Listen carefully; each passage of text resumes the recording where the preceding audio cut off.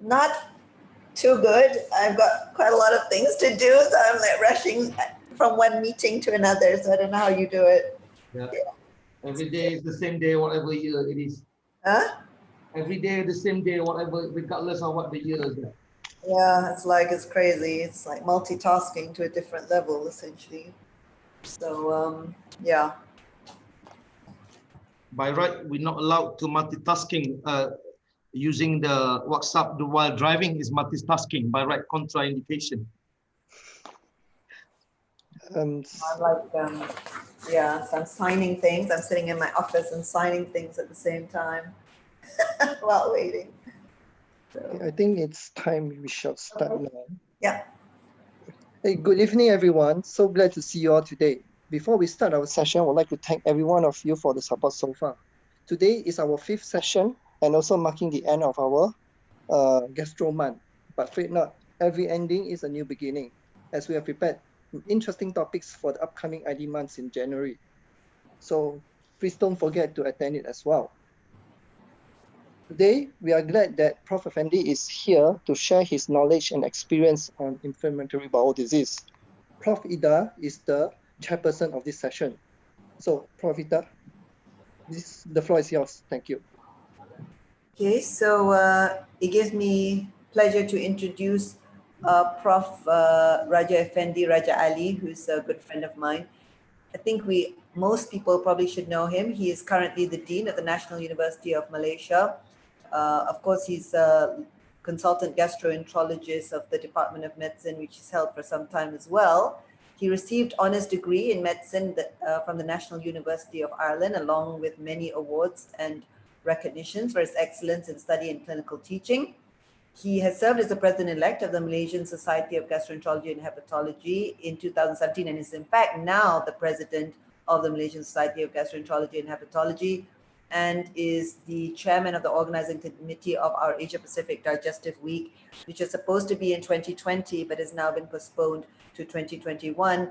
He holds many other positions as well, such as in Asian Organization of Crohn's and Colitis, Academy of Medicine, and so on and so forth. His main subspecialty areas include inflammatory bowel disease, but other things such as colorectal cancer, liver cirrhosis, and hepatocellular carcinoma.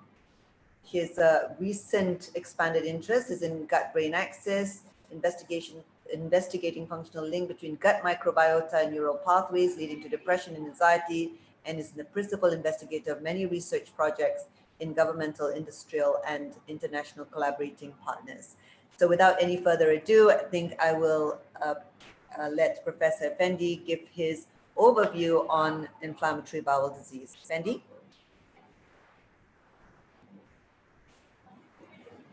Thank you so much, Professor Ida, for the kind introduction. And firstly, Ida, can you hear me well? Yes, I can hear you. Thank you. And firstly, I would like to congratulate to the College of Physicians to organize a weekly webinar, and the month of December is supposed to be the month of gastroenterology hepatology, and it was beginning from the 3rd of December with antiplatelet agent, with upper GI bleed, and now my turn in the inflammatory bowel disease. Usually GI disorders known worldwide in the month of March or April, May, but I think doesn't really matter.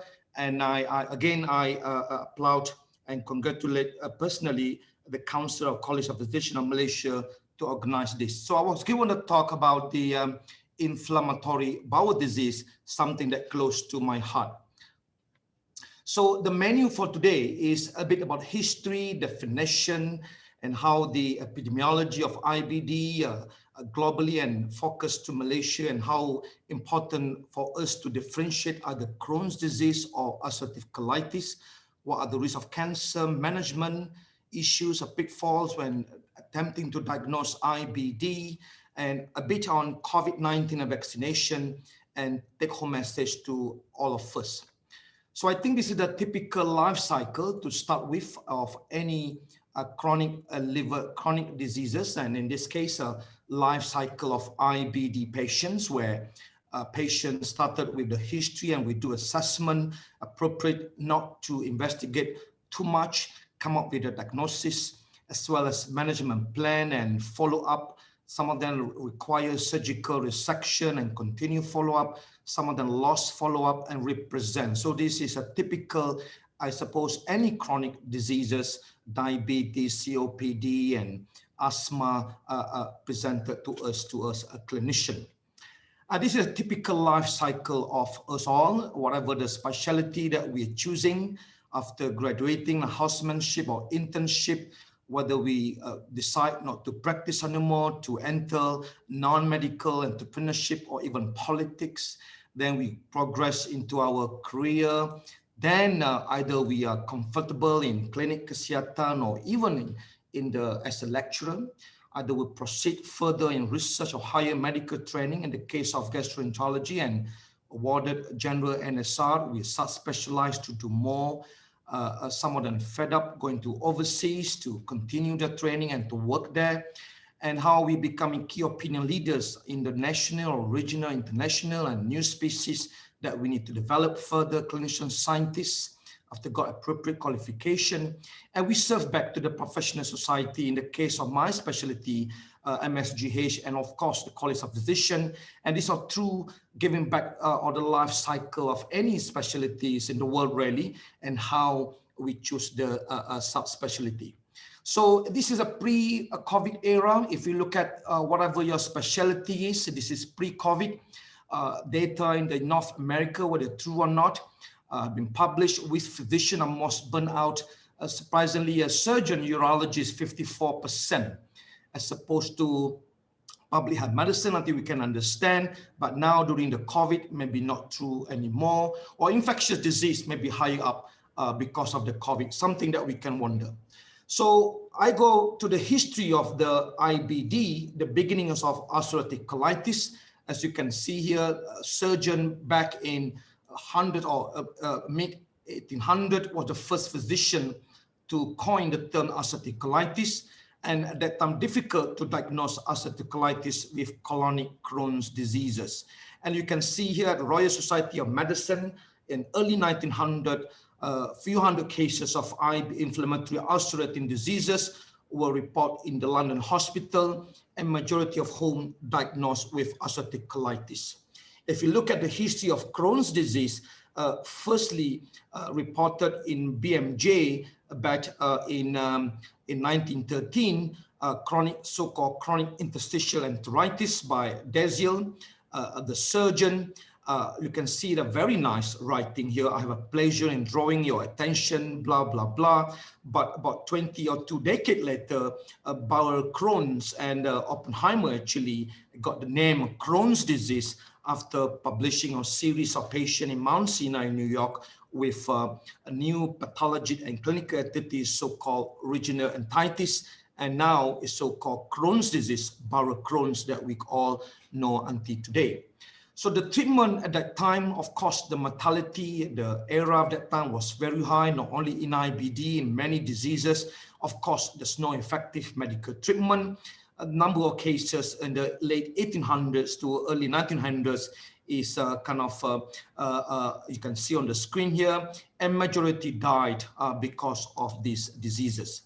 And if you look at the surgery, either Crohn's disease or ulcerative colitis, in fact, the proper approach is a complete cure by surgical resection of any disease segment back reported in the early 1932, and that is the state of the care for management of IBD.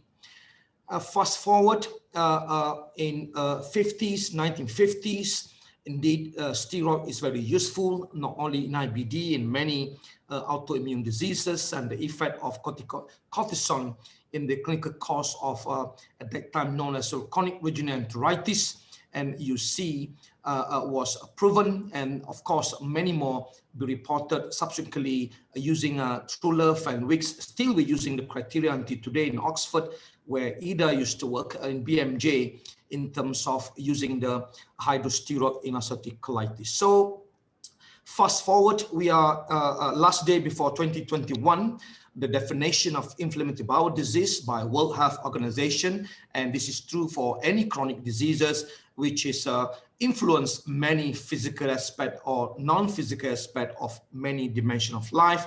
If you look at endoscopy, colonoscopy, this is a beautiful normal colonic architecture with the palisading of the blood vessels, and this is typical appearance of the inflammatory bowel disease when we put the colonoscope in.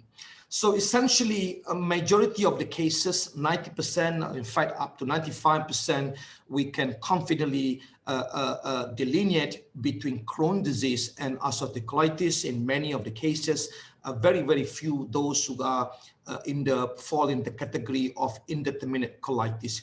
If you look at global epidemiology, 10 years ago, for example, you can see here on the right, very high risk of or very high incidence and prevalence of IBD.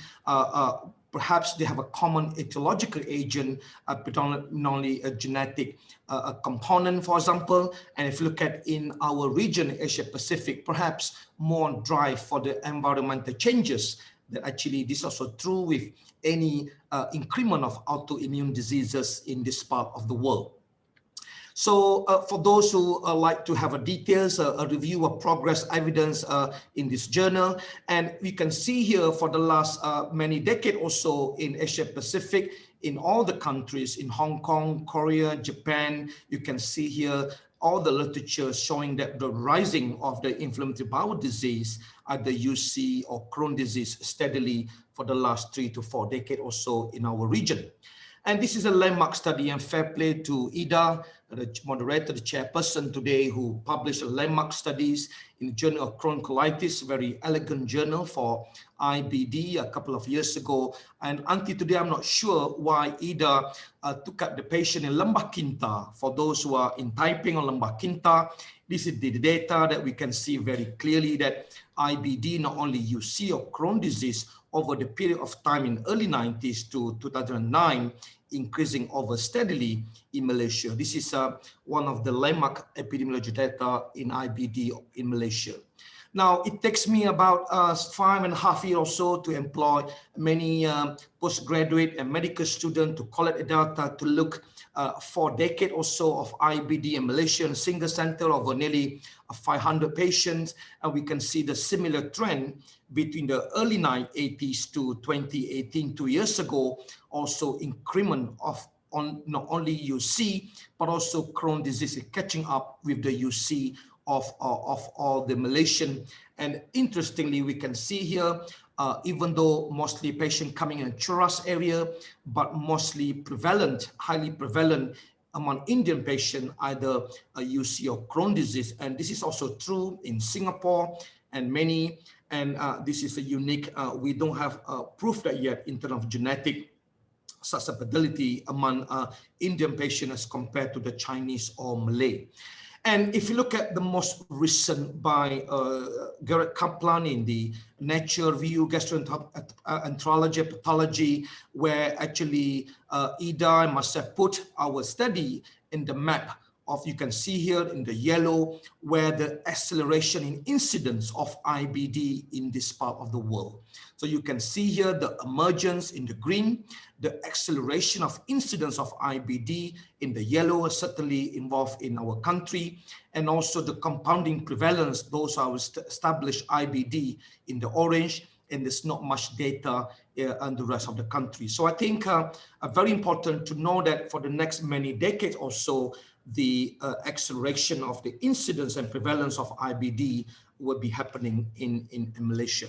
If you look at into these 4 epidemiological stages of IBD evolution, you can see here, for example, from 2020, where the emergence is mostly in North America or in Western Europe, acceleration in incidence where we are at the moment of time. And again, we were expecting for the next 30 years or so that this patient or a lot of patients who are undiagnosed, or maybe we will diagnose this patient maybe in the bush of IBS or many other recurrent infectious colitis would be diagnosed having IBD. So based on the current epidemiological data, around maybe 3,000 or 4,000, perhaps those who have IBD in Malaysia, I think perhaps more. So these are the beautiful, what are the interplay and determinants of IBD, not only incidence or prevalence, but also the mortality, including the excess of having colonoscopy, what are the factors, economic factors that improve the detection of undiagnosed IBD. Of course, certain this era, COVID, very important, and the true incidence, rising of the incidence due to westernization of ourselves in the society, and how this water from the tap giving to the prevalence and mortality with the aging population coming. I think we all know that by 2030, I think about 15% of Malaysian will be more than 60 or 65 years of age, and something that we need to really age-related comorbidity, and of course with the COVID and many other non-communicable diseases rising steadily in Malaysia. The question is what causes or what is the pathogenesis of IBD? Of course, are very complex, multifactorial, from genomic or genetic instabilities, from a lot of gene, superfamily gene 15, TNF308. I'm not going to go in details, but of course, the contribution of genetic heritability of Asian Pacific is very far different compared to European of North America. Perhaps the contribution genetic will be 10%, not as high as in the rest of other part in the Europe of North America.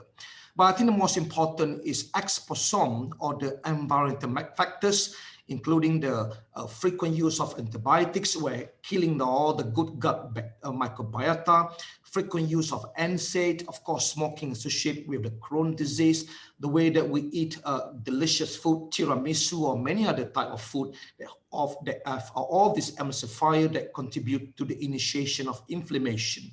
And of course, stress and hygiene hypothesis, all this combined with immune dysfunction in susceptible patient with the lacking of a good gut microbiota. Many has been studies in different population, of course, related to diet, and these patients predisposed to chronic inflammation. Either they have Th2 driven, give rise to ulcerative colitis, or Th1 driven, having a Crohn disease. So you can imagine many factors that contribute to this pathogenesis of IBD. If you look at the battle within a close, how this microbiota in the tight junction of the goblet and Panner cell as a protective barrier with the mucus and Panner cell, and with the secretion of biomolecules by the selective or the bad gut microbiota is supposed to create or to initiate the cascade of inflammation, drive more immune cell to be activated, where you get a leaky junction between epithelial cells, and consequently get all the damaging of further cascading initiation and propagating of the immune cell, leading to inflammation, and then stop apoptosis and dying of the cell, so and so, and the patient presented with all the symptoms that coming to us to the clinic, bloody diarrhea, abdominal pain, weight loss, so and so. So this is what happened inside at the luminal view, where the immune system overreact the certain gut microbiota in the intestinal wall, and how they can create the inflammation. So Crohn disease basically is progression of bowel damage. Same thing like diabetes mellitus type that have damage in multi-organ. The same thing for Crohn disease. Over the time, you either got stricture, formation, or narrowing in the intestinal mucosa. You get fistulating disease, abscess, and require surgical operation. So basically, the earlier we diagnose, the better the prognosis, the better of preventing the inflammatory component to become worse, developing a series of complications of diseases. If you look at ulcerative colitis, the different way of presentation, or whether altered motility and disease extension, and of course this dysplasia of the colonic mucosa, leading us a real definite high risk of colon cancer. But of course the magnitude is not the same as the sporadic colon cancer, but it's a real risk factor for development of cancer for patients with long-standing ulcerative colitis. So why we define the type of IBD? Maybe 20, 30 years ago, we don't need to know either Crohn's or UC because treatment more or less the same thing until today, but the treatment approach becoming a bit different. And for gastroenterologists to manage IBD is becoming complex and a lot of things have to consider. And of course, these are the factors why we define the different subtype of IBD.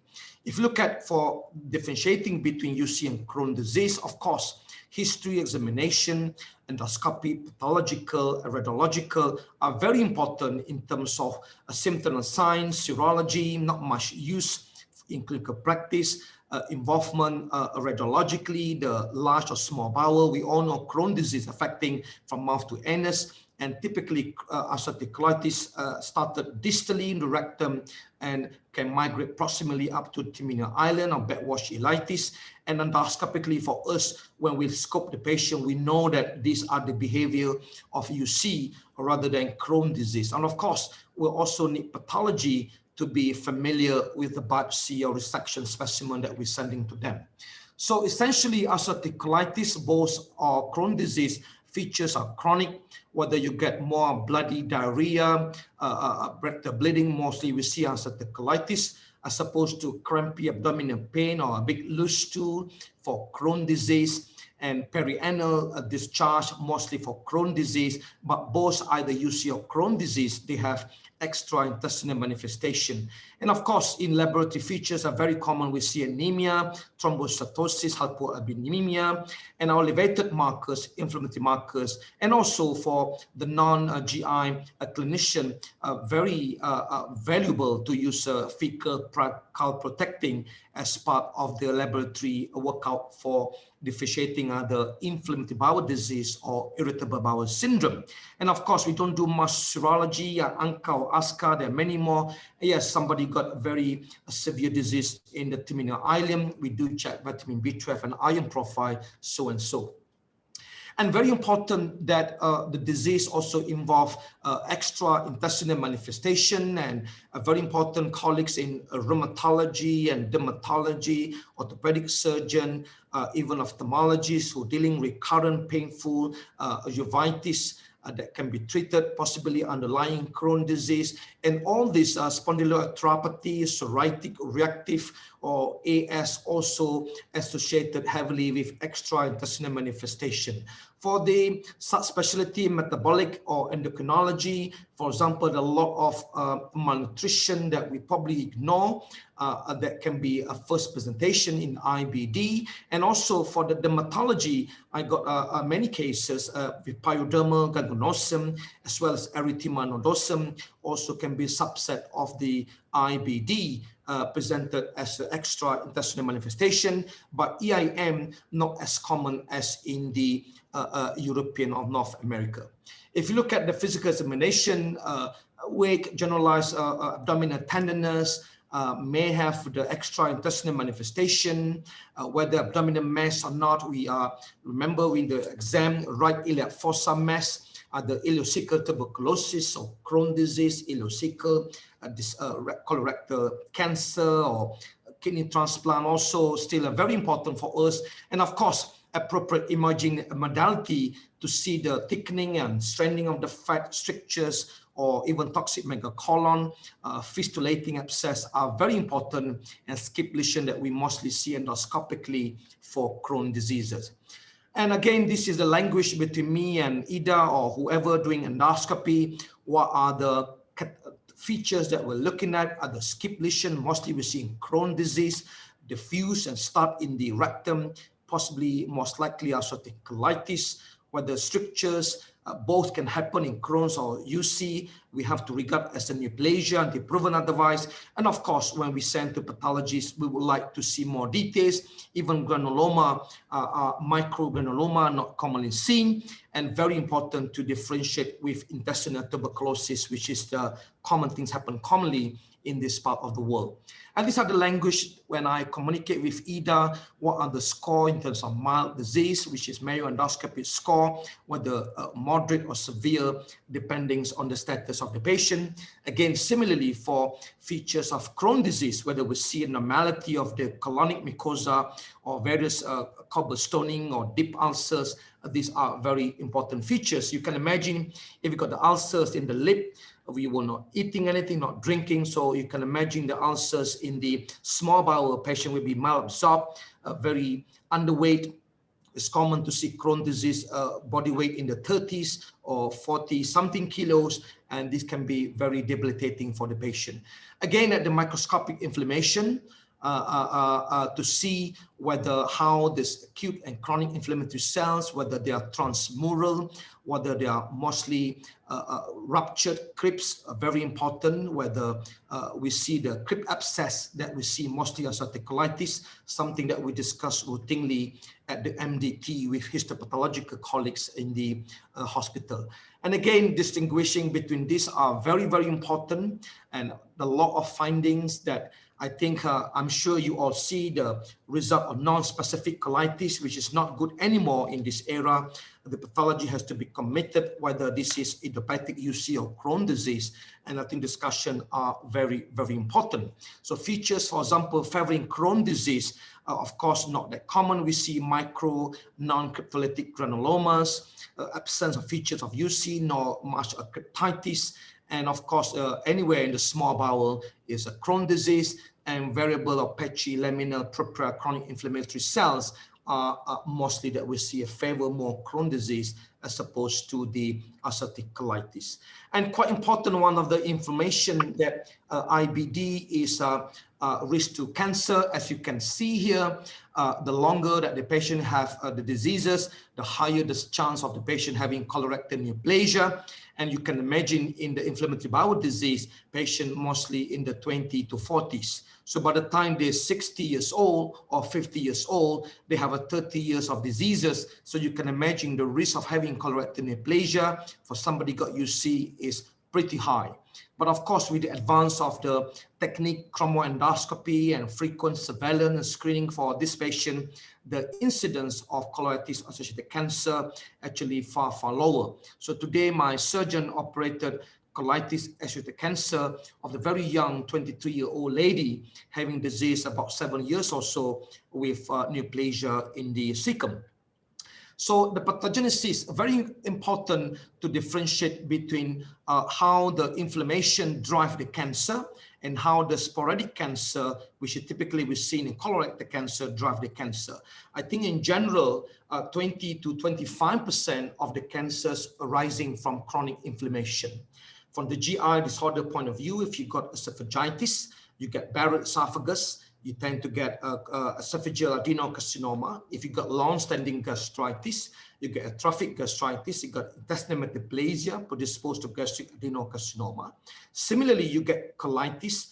And the unique thing about colitis that P53 mutation occur early as opposed to sporadic colorectal cancer where P53 mutation occur the late of the sequence. And APC actually happened late for the inflammation-associated colitis as opposed to APC happen very early in sporadic or colonic polyp-associated colorectal cancer.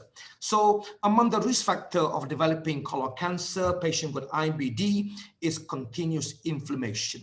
And also the extent of the diseases, the disease duration, as you can see from the graph just now, and family history of colorectal cancer and concomitant primary sclerosing cholangitis. And you can imagine in country, if you look at the top one cancer for male is colon cancer, the second cancer for female for Malaysian is colon cancer. So you can imagine how often we ask the family history colon cancer, because if the IBD patient who has the colon cancer family history, the risk of active inflammation will speed up or rapid progressor to develop a colorectal neoplasia in the setting of inflammatory bowel disease, in particular ulcerative colitis. These are among the protective factors. Again, they are not definite.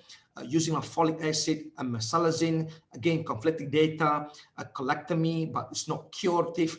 And certain patient in PSC using also the colic acid And of course, very important, compliance with surveillance are crucial to catch the disease early, like we patients who have today undergone a colectomy with ileal pouch anal anastomosis. In general, a population, for example, in Malaysia, 1 in 33 cancer having a colon cancer. So if we have 161 participants in the webinar today, you can imagine a couple of us who develop colon cancer. And for all UC patients, the lifetime risk is 8 times higher than general population. And those who get pancolitis, the risks are far, far higher than the left-sided or distal colitis, as you can see here, compared to the general population. And the colitic cancer also high in patients who get Crohn disease affecting the colonic or large intestine with the 4.5, and the relative risk of the small bowel cancer for Crohn disease in patients also substantially high in patients affecting the small bowel who can potentially develop small bowel cancer, but of course it's not that very common, as common as lymphoma or any other form of cancer in the bowel. So if you look at comparing West and the East, again, Zichin has done quite a nice review. Of course, a similar appearance in terms of cumulative risk of having colon cancer in both sides of the world. The longer you get the disease, perhaps the higher in the, we can observe that the higher in the Asian, but I think in general, Asian also have a higher or earlier chances having colon cancer as opposed to the European of North America. Now it is recommended colon cancer screening rather than 50 years old or above, recommended at 40 or 45, because we in the Asia Pacific tend to get colorectal cancer much 5 to 10 years earlier than European or North American counterpart. We have the studies also look at the several colitis associated cancer in different ethnicity, and we look at different transcriptomic changes, give us signals, and furtherward is Nielsen finish with our patient to look at specific signaling pathways or mutation that involve or early detection for colitic cancer. What is the treatment goal for the IBD? Well, for all chronic diseases, urgent relieving of the symptoms, avoiding poisoning with the steroid, preventing the surgery, healing the mucosa, a normalized quality of life, and on the top here, actually a cure. So far as to today, the New Year's Eve, we still have no cure anywhere for IBD. So we would like to have a patient who get endoscopy appearance like this to become like this when the series of medication was given to them. So these are the treatment options for IBD, ranging, as I said, your steroid for the last many, many years, and early 80s immunomodulators, azathioprine or mercaptopurine, and mesalazine, safe budesonide, methotrexate. We're not really keen to use young female, and series of biological therapy targeting anti-TNF, infliximab, adalimumab, or the next generation of biologics, or targeting anti-integrin alpha-4 beta-7, and also now the emergence of small molecules targeting JAK molecules as an oral medication for IBD. The treatment, traditionally, we control the symptoms. Patient 30 years ago, 20 years ago, presented with 20 bowel motion per day. We give the treatment. They come with 2-3 bowel motion per day. We thought that is the KPI. We are happy enough, but actually it's not good enough anymore in this era, because now the goal is gut mucosa healing. In other words, ulcer is healing when we look endoscopically, but not only that, but when we take the biopsy, we look at all these chronic or acute inflammatory features has gone, so that all the crypt lysis or crypt abscess becoming normalized after the treatment. And these are actually the new KPI for all of us managing IBD, and ultimately a deep remission. And this actually reduced all the potential complication among the IBD patient. So if you look at sulfasalazine, have been used for many, many years, still can be used in a very mild Crohn disease limited to colon, but I can tell you mesalazine has no role whatsoever in patients with Crohn disease, even moderate to chronic disease should be treated with steroid or immunomodulators. Very, very small. For example, for patient IBD who develop extra intestinal manifestation like polyarthralgia or bone-related disease can be useful, treated with sulfasalazine, but in general, mesalazine is exclusively for patients who get ulcerative colitis. Now, these are the adapted for a couple of years ago and still relevant traditional step up of the therapy for IBD, where steroid, mesalazine, various immunosuppression, and all this biological therapy, anti-TNF, anti-integrin alpha-4 beta-7, anti-IL-12/23, and also shared by dermatologists and rheumatologists call it. Cyclosporine, not really used in this part of the world, in Malaysia actually, because of we have to measure the level and renal toxicity. And also for the patient who get very severe, moderate to severe disease, if the cost is allowed, then use of the biological much earlier as opposed to the traditional step up of the therapy with the steroid and mesalazine, so that we can control the disease and avoiding complication, for example, surgical operation.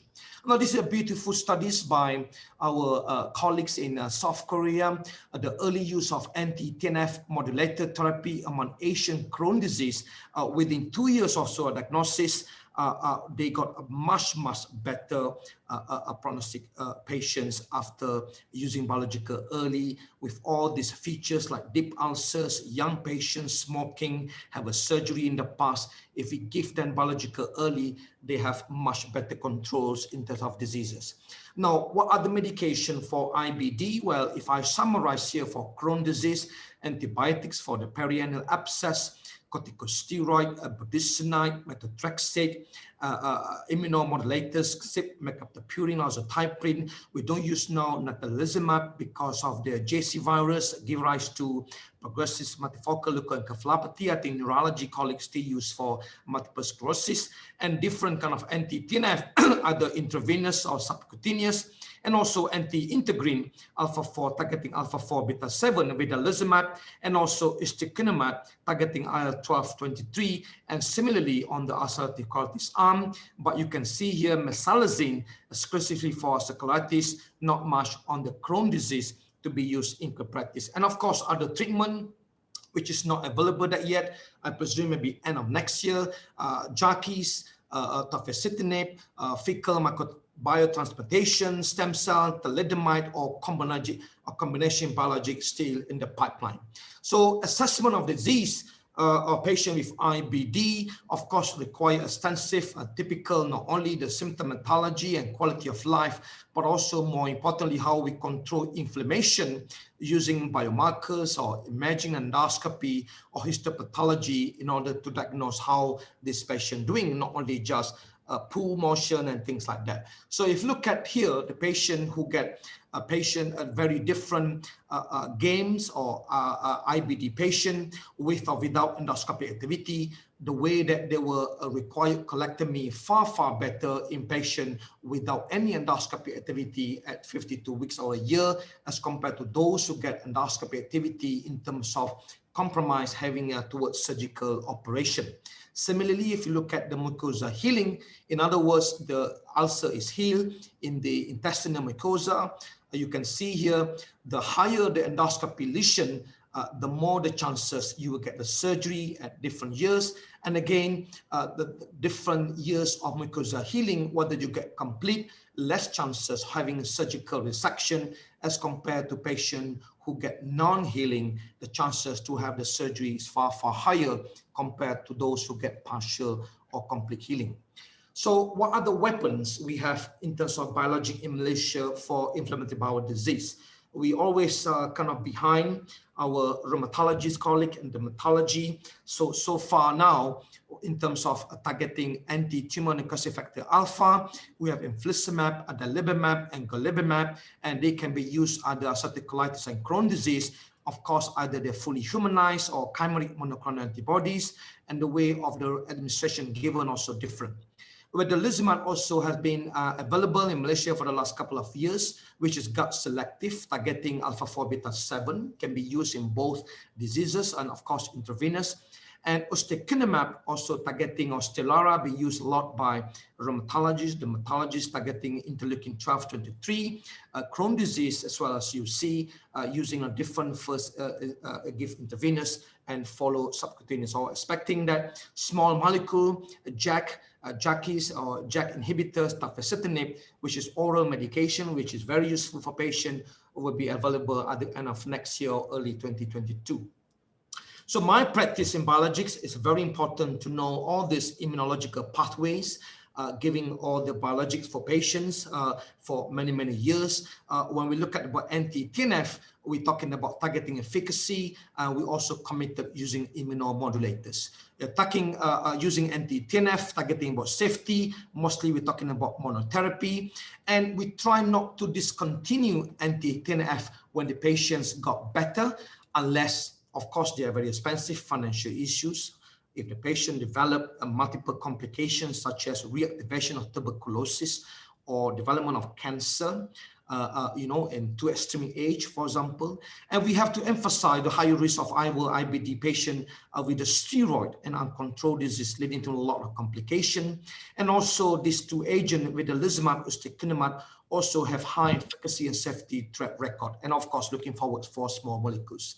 The new medication coming soon. I'm not going to more details here, but of course will be coming for the next couple of years. And these are the indication for the surgery where you get either complication, megacolon, development of cancer or failed medical treatment. And a lot of patients in my cohort, I'm sure the same with either cohort, a lot of them still have the surgical operation before coming to us, coming with a lot of, for example, with a partial bowel obstruction, mimicking the tumor that necessary for surgery. But we like to prevent that or surgery, because surgery is not a cure. Again, the patient can get recurrent at the surgery. Pitfalls, attempting diagnosis, as you can see here, are the suboptimal clinical detail sampling, maybe IBS, low-grade IBD, many other diseases, intestinal tuberculosis are classified with the early diagnosis. So there is no gold standard for diagnosis. Important to exclude infectious etiology, and of course, intestinal TB is a great mimicker for Crohn disease. How often we get called from the patient who coming on Friday afternoon from the different center to give a steroid or to give anti-TB. I think we have to evaluate very carefully.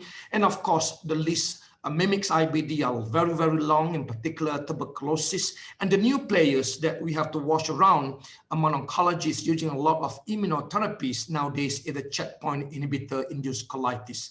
And this can mimic certainly ulcerative colitis of IBD, but certainly a lot of diseases has been these differential diagnosis, a shopping list when we're dealing with suspected IBD.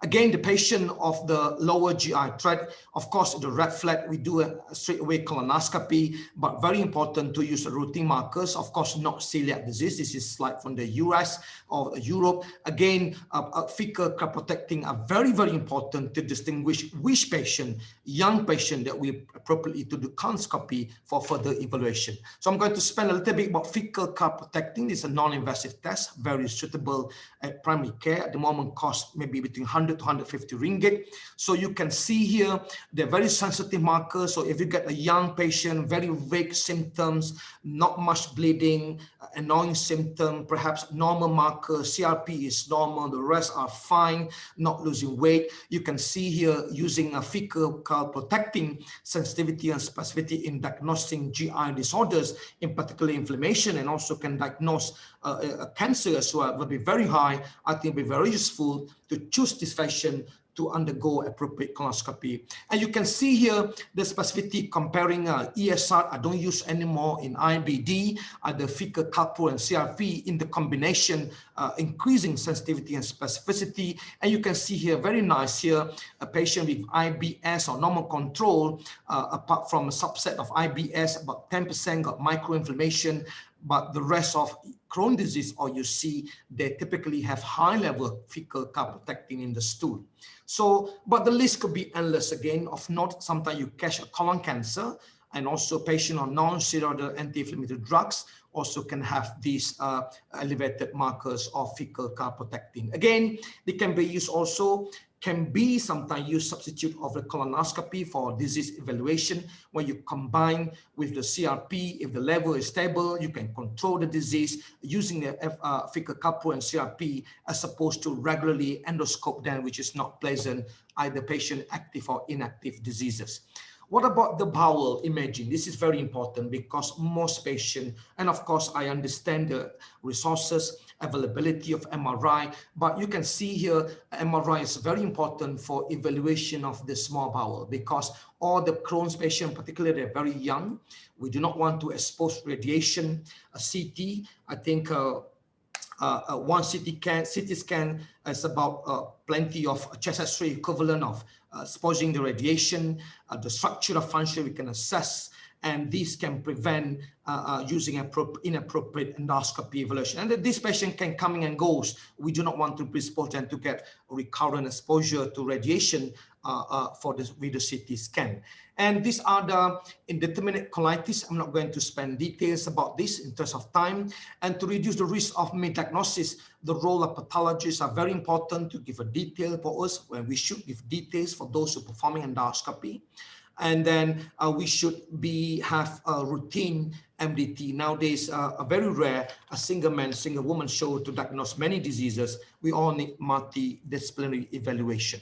And what's new, I'm not going to spend into details again, combination of many genetic association, whether North America, Europe, or in the Asian Pacific region, I'm sure will come into play using precision medicine. And of course, FMT or fecal microbiota transplantation also have some role, but at the moment, the evidence is weak and limited.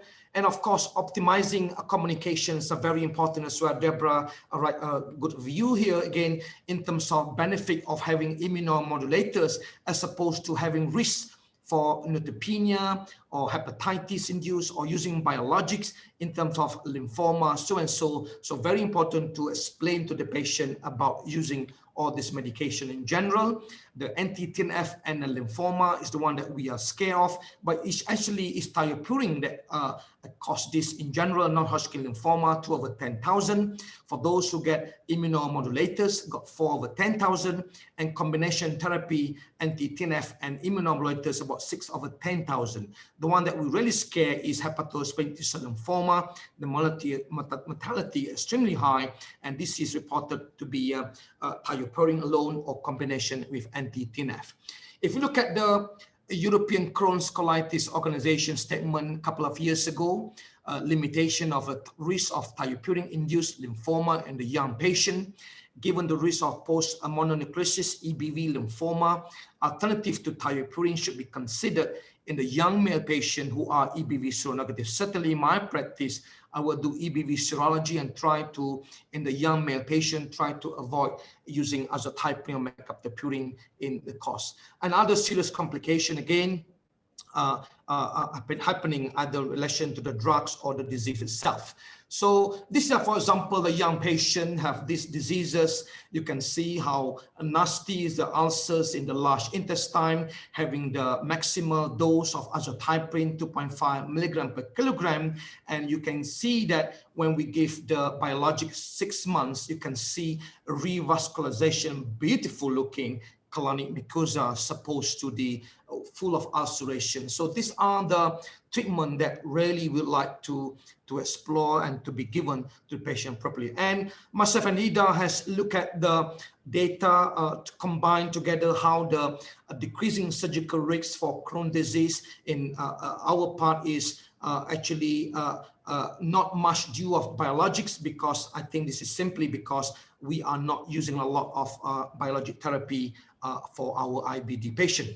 And for ladies and gentlemen, and of course myself and Ida, if I put that last night, inflammatory bowel disease and Malaysia, you can see here, Ida, we are a lot of work to be done, even for the last 4 decades or so, not 200 people and 200 results or manuscript, and plenty of them still at the case report and the very small studies, and a lot of work or research to be done in many aspects. And of course, multi-team approach for management of IBD, not only us, a lot of other clinical specialists in see the patient, in particular extraintestinal manifestation, scientists, colorectal surgeon, pathologists, and also radiologists involved in management of this chronic IBD. I can foresee in the future, or any other diseases, I think not us alone, and not serology and typical history or examination alone, but combination of many factors like genomic, proteomic, or any omics, things that we can do from the blood, from the tissue, where we can subtyping or give early prognostication markers and using a specific biological therapy, for example, in selected patient. So a little bit IBD and vaccination. I think firstly, I would like to say that our self must be educated and informed and clear, has to be an ambiguous message to our patient. We have to respond, really ready to respond to anti-vaccination tropes and non-scientifically valid arguments against any vaccination. We have to advise all patients with IBD, regardless whether they're on immunosuppression or not. And they should be also giving annually influenza vaccination and pneumococcal vaccination every 5 years or so, and influenza annually. But to be honest, data show that even in North America, European, those who receive vaccination, pneumococcal influenza, about 20 to 30%, very small. We have to follow the progress, how the COVID-19 vaccine. And of course, the inactivated COVID-19 vaccine is safe for IBD patients, even on immunosuppression. And of course, the most effective measures is using all the basic practices to prevent the transmission. If you look at as the data from yesterday, of course, we have not received that yet. Israel is the highest number per 100 people, and 7.44 as opposed to other countries. And of course, these are the patients that need to be prioritized for the vaccine, and from the IBD point of view, for those who require steroid of the more than 20 milligram, we should prioritize, and those who get active disease, and patients with IBD who are healthcare workers also need to be prioritized along with other high-risk group, in particular those who are more than 65 age group. I'm not going to go through. There's very documented how we have to prepare general measures, the do's and the don'ts for patients with IBDs. We need to continuous immunomodulators, biologics, and so, as well as these are the same slide. And this interesting letters from the gut, which is a very high impact journals, how IBD is associated with higher dementia risk. Study from Taiwan, look at the risk of having dementia with IBD compared to those on mesh control without IBD. You can certainly say that about 5.5% higher chances to get Alzheimer's disease, and also dementia risk which not associated, and they are not different whether you get UC or Crohn disease, and of course not differ between the sex of the patient. So this is something that we need to watch. And again, application of precision medicine for IBD and for many other diseases. We have to predict who are the individuals with high risk of developing IBD. And we have to really make a prediction for which patients are going to respond to immunomodulators or biologic. We need to identify early which IBD patient with high risk to develop fistulating for Crohn disease, for example, or cancer in UC. And we have to identify many phenotypes that will help for application of transitional precision medicine in our IBD. So, Prof. Ida and ladies and gentlemen, take home message. IBD, we cannot longer say that this is a Western disease. Incident prevalence are rising, as I will show you early on. We are at the acceleration phase in terms of incident and prevalence in the region.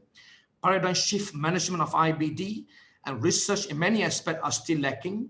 I think research is very important regardless of what specialty that we are doing. Precision medicine, big data, artificial intelligence coming to us. I think it's very important for us to choose disease of interest, and we work on that from A to Z in managing day-to-day clinical practice. I would like to finish by using, putting the slide here by the late Nelson Mandela, Nobel Prize in 1903. Education is the most powerful weapon which you can use to change the world that we're doing today. And beautiful advice for Nobel laureate chemistry. If we work on research topic that the West is not interested in, we will always be 20 years ahead. if we work on the topics that the West is interested, we will always be 20 years behind, something all of us as clinicians to think about. And again, this is from the latest Nobel Prize winner, Physiology and Medicine this year, Harvey J. Alter. Listen to his lectures a long time, and a very nice graph. We can postulate the philosophic perspective of life versus age, how after a certain age, I wonder what number is this where we give a damn less as we are getting increasing in age. So with that, Ida and the rest of colleagues, Happy New Year, and hopefully we have a high hope for 2021. Thank you for your attention. Back to you, Ida. Thank you very much, Affendi, for that very long, comprehensive lecture. Wow, I think they should know everything about IBD by now. Okay, but I will answer your question about the Kinta Valley study. Well, actually, it was KL Go's idea, and basically that he wanted to have a well-defined catchment area where the numbers were not too high, so about 800,000 population, and he identified hopefully all the cases from that area, from the main hospital. So I'm sure, like all things, it's not 100%, but it was because if I chose Klang Valley, it would have been 7 million population. I think, of course, it was very nice to see that you have very similar data with your catchment area, from a single center, of course, but showing very, very similar data, prevalence, incidence, and so on. So that tells us whatever it is, we're fairly consistent. It is increasing, and it is going to be a bigger problem in the future. And that's why I think it's important for the physicians to know at least a little bit of something about it. So let's move on to some of the questions. So it seems to be calprotectin is the favorite one.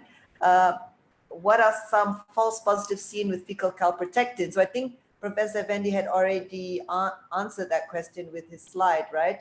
But maybe you might want to answer it again, Affendi. Yeah, thank you for this. With regards to the fecal calprotectin, in my practice, patient who presented the very first time, and I think it's a very good idea to do fecal calprotectin, because the problem is at the moment patients have to pay themselves, but it's a very good to stratify them who that we can refer the patient to have colonoscopy. But for those who get a bleeding per rectum, weight loss, you don't need to bother to do this straight away for colonoscopy. But for those who are you're not really sure, is this kind of irritable bowel syndrome, diarrhea predominant, or is it IBD? I think it's worth the money to spend 400 ringgit to do that before we subject the patient to invasive procedure colonoscopy, which me and Ida enjoy so much to do, but not for the patient because invasiveness of the procedure. So there are many false positive. We see patient on the regular taking the non-steroidal anti-inflammatory drugs, either selective or non-selective, Ponston, mefenamic acid, acoxia, it also can be elevated. Childhood, the level is a bit different compared to the young or compared to the adults. And sometimes I pick up colorectal neoplasia with the raise of the fecal calprotectin. And of course, the lists are endless, and very important, we got infectious common thing happen commonly in our country, infectious colitis, they got bad whatever the bacteria, gastroenteritis, the Shigella, Salmonella, or all these things, they got ulcers in the bowel, in the large intestine. This can also elevate the fecal calprotectin. But I think for those who get diarrhea less than 4 weeks or so, mostly infectious in origin, if the biomarkers are not too bad, no other red flag sign, mostly we don't need to do colonoscopy procedure. They are very self-limiting diseases. Back to you, Ida. Yeah, so I think there was also a similar question about sensitivity and specificity. So I think as Professor Affendi said, if you set your calprotectin very tight, I don't know, I think for screening 50 is what we usually use, isn't it, Affendi? Yeah. So specificity, I mean, or your negative predictive value, and it's for some organic diseases pretty good. So, but in terms of picking up whether it's IBD or colon cancer or NSAID use, that one we cannot do.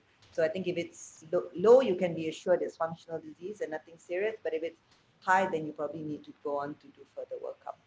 Right. So I think our next question is, what triggers flares in IBD patients? And what is your advice in managing a patient with a flare, Fendi? Yeah. So I think a very straightforward, number one, we have to really sure that it is a flare of the diseases. It's not infectious component. It's not Clostridium difficile. It's not, all this infectious colitis, not a flare itself. Of course, sometimes very difficult. Yes, you can send C. diff toxin, GDH, and you can empirically treat with metronidazole, for example. But if you get a sense this is really flare, there's no doubt the corticosteroid is the mainstay of the treatment. If the patient can be managed as an outpatient, mild to moderate, usually prednisolone started with 40 milligram and reduced by 5 milligram per week. Don't give 10, 20 milligram, it will not be working. You start 40 milligram and reduce 5 milligram per week over 6 weeks. And I can guarantee you the symptom will be subsided after a week or so, even a few days. So the corticosteroid. And the azathioprine, I think a lot of us use for many autoimmune diseases. Azathioprine takes about 2 to 3 months to kick on. And whether we religiously do the full blood count and liver function after starting the azathioprine is also another issue. Whether we check certain TPMT levels or a few other stuff that we check, again, another cost for the patient. But azathioprine, I think in my practice, again, the problem the patient has to pay to check the level of 6 MP or 60 GN before we surrender or use up to 2.5 milligram per kilogram body weight. I amazed rheumatologist colleague will not kind of use a very high dose because they have option for biological therapy. So I think essentially flare is a steroid, is the mainstay of treatment, and steroid cannot be forever. Usually within 6 weeks or so should be stopped. And in my practice, we will not give steroid more than 2 or 3 times per year. You really have to change the strategy because you all know the devastating effect of the steroid. I got many patients, teenagers, adolescents, I'm sure Ida also got a lot of steroid-induced osteopenia or even osteoporosis, people in the 20s or 30s. Back to you, Ida. Yeah. So, I mean, I think the take-home message is that steroids is still very important, but you cannot use, you have to use a big dose, but you can't use it long-term. And if you're having multiple flares, then you probably have to come for some steroid-sparing agent like azathioprine or methotrexate, but that's a little bit more controversial for ulcerative colitis. And if they don't work, then that's when you go to the biologics and the small molecules that Professor Affendi mentioned earlier. There are quite a few questions, but I think I will, somebody who asked about ultrasound, Fendi, and its role in IBD, and maybe I'll just choose one more. Fendi? Thank you so much. I mean, ultrasound, if I were practice in Germans, maybe all gastroenterologists have the ultrasound in their clinic. They straight over the measure, the thickness, transmural inflammation of the ultrasound, using ultrasound in detecting activity of the diseases, either UC or Crohn disease. But it can be complicated if the patient is obese or the post-surgical IBD. Now, Najmi here with radiologists try to do many ultrasound of patient coming to us before we colonoscope, and of course the correlation with the experience hands of using ultrasound to delineate or to diagnose activity of IBD is very useful. Of course, they are less invasive. They are not invasive at all. They're no radiation. They are very cheap. And yes, we can do that. But I think we have to be a dedicated person to do that, either one of us or other radiologists. But certainly is things that we should adventure.